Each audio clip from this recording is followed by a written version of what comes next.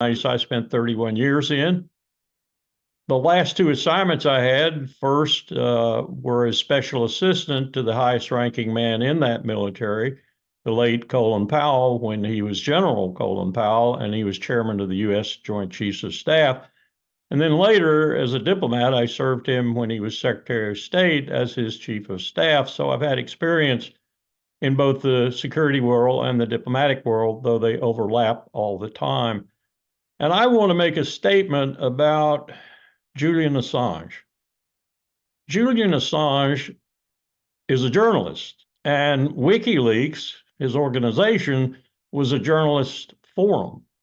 As such, both should be immune from prosecution for practicing their legitimate work.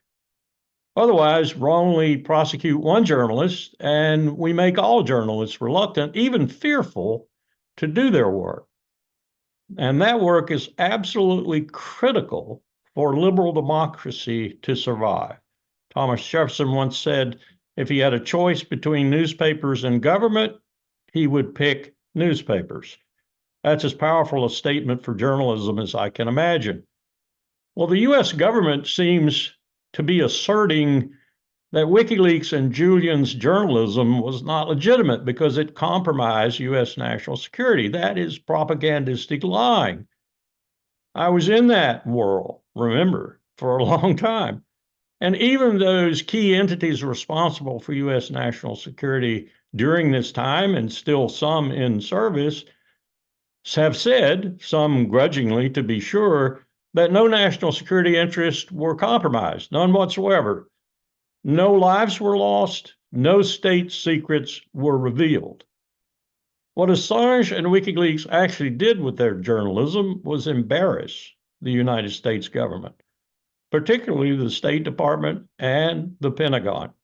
And the Pentagon most starkly by revealing a video that showed a U.S. Army Apache helicopter murdering innocent civilians in Iraq. No liberal democracy should prosecute Julian Assange for doing his job.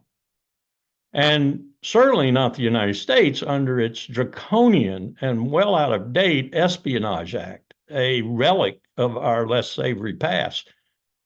Of late, we in America have committed enough crimes, from state sponsor of sanctioned human torture to endless stupid wars.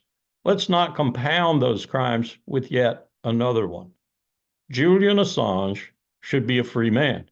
Indeed, he should have been long ago a free man, even before these latest developments in this horrible saga commenced. He most assuredly, and here's the key point, he most assuredly should not be extradited to the United States for trial, a trial where propaganda and politics will overwhelm justice. Thank you for listening.